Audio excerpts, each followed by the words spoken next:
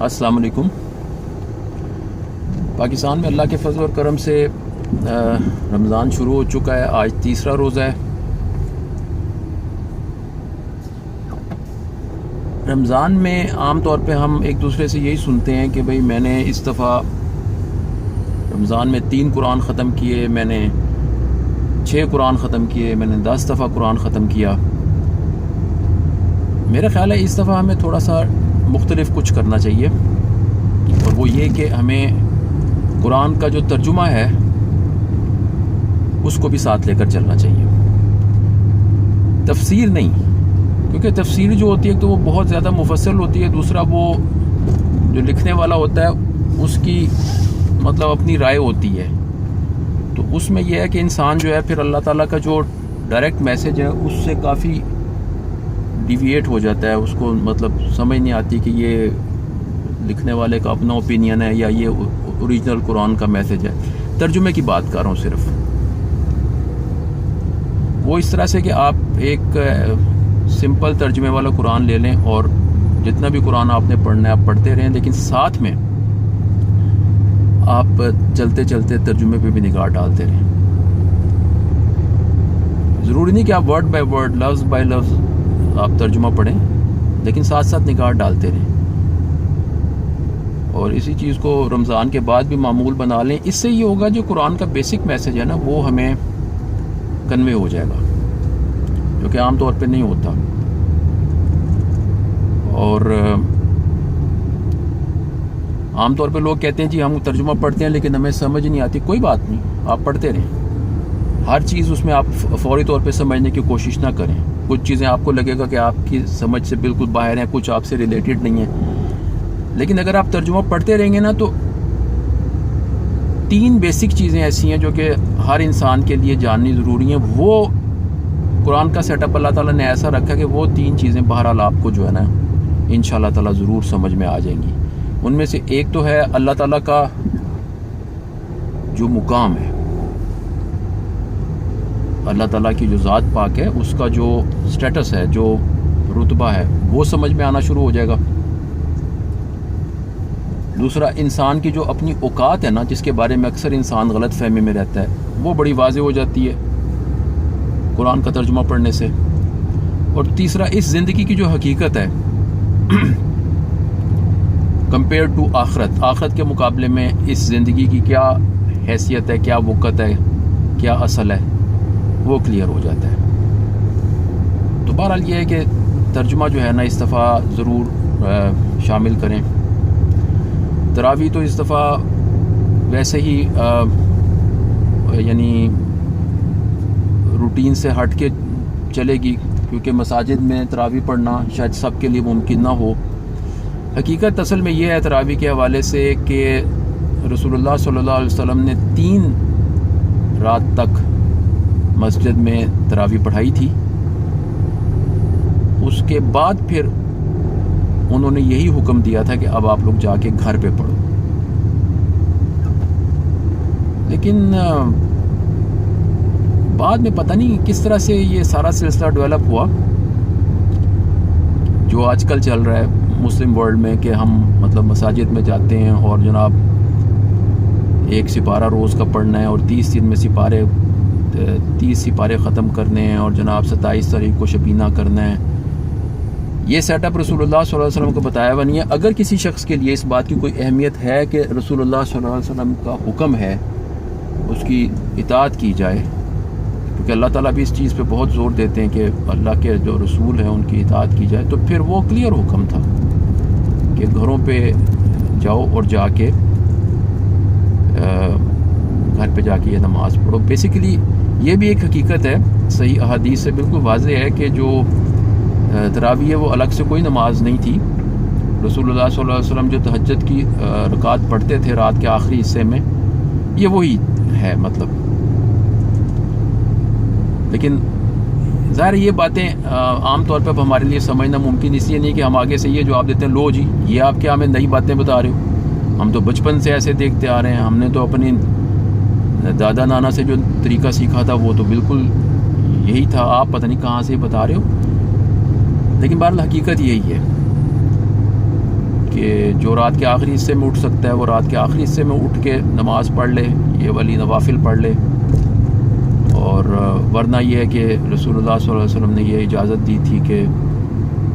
عشاء کی نماز کے بعد جو ہے وتر سے پہلے کنیکٹ کر کے یہ نوافل پڑھ لیے جائیں ان لوگوں کے لیے جو رات جن کو یہ ہے کہ وہ صبح اٹھ نہیں سکیں گے۔ لیکن یہ طے شدہ بات ہے کہ رسول اللہ صلی اللہ علیہ وسلم نے اس نماز کا الگ سے اہتمام نہیں کیا، یہ انفرادی عبادت ہے، گھر میں کرنے کی عبادت ہے۔ رسول اللہ صلی اللہ علیہ وسلم کا معمول 8 رکعت نفل اور 3 وتر تھا، لیکن چونکہ نفل ہے اس لیے آپ جتنے چاہے پڑھ سکتے ہیں۔ رمضان میں بہرحال ایک کوشش یہ بھی کرنی چاہیے کہ جو ہماری اللہ تعالیٰ سے دوریاں ہیں ان دوریوں کو دور کیا جائے، اللہ کا قرب حاصل کیا جائے۔ لیکن یہ اس میں ایک بڑی عجیب ٹینڈنسی دیکھنے میں آتی ہے رمضان کے مہینے میں کہ جب رمضان شروع ہوتا ہے تو پہلے 8 دن 10 دن مساجد میں نماز کے لیے جو 2 یا 3 صفیں پر ہوتی تھیں، اب 6 7 8 صفیں پر ہونا شروع ہو جاتی ہیں۔ لیکن جیسے جیسے رمضان اپنے اختتام کو پہنچتا ہے تو لوگ پھر غائب ہونا شروع ہو جاتے ہیں۔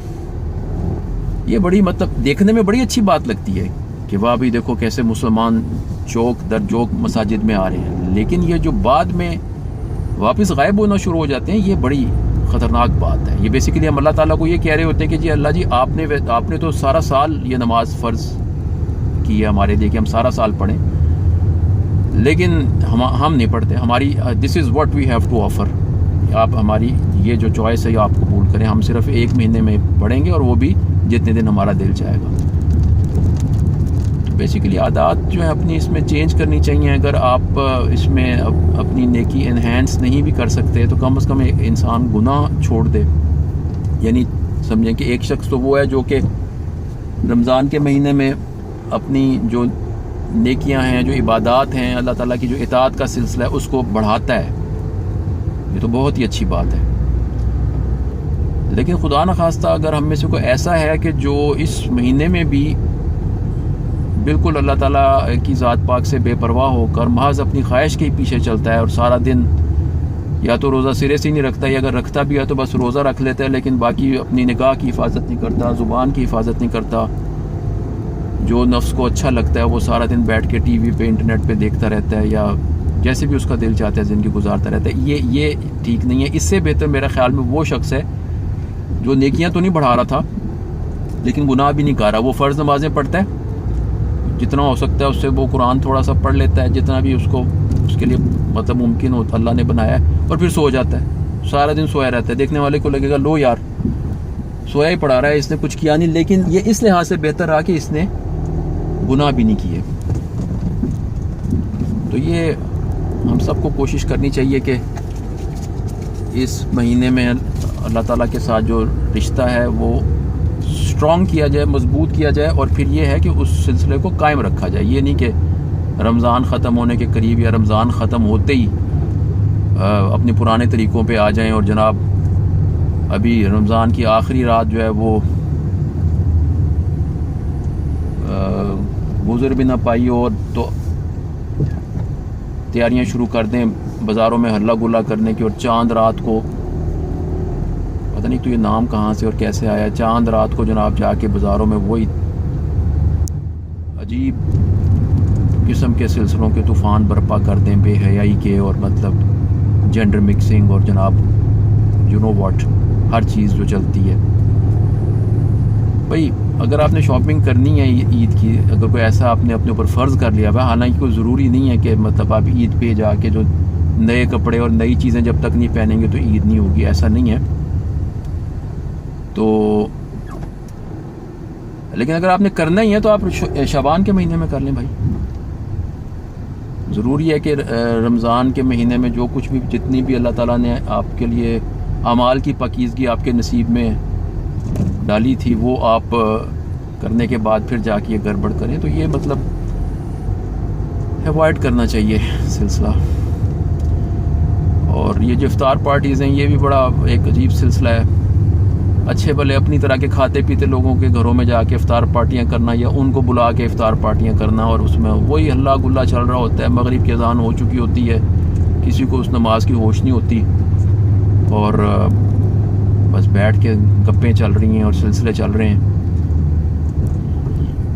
یہ مطلب ٹھیک نہیں ہے. اگر ایسا کچھ کرانا ہی ہے تو کسی غریب آدمی کی آپ افطاری کرا دیں.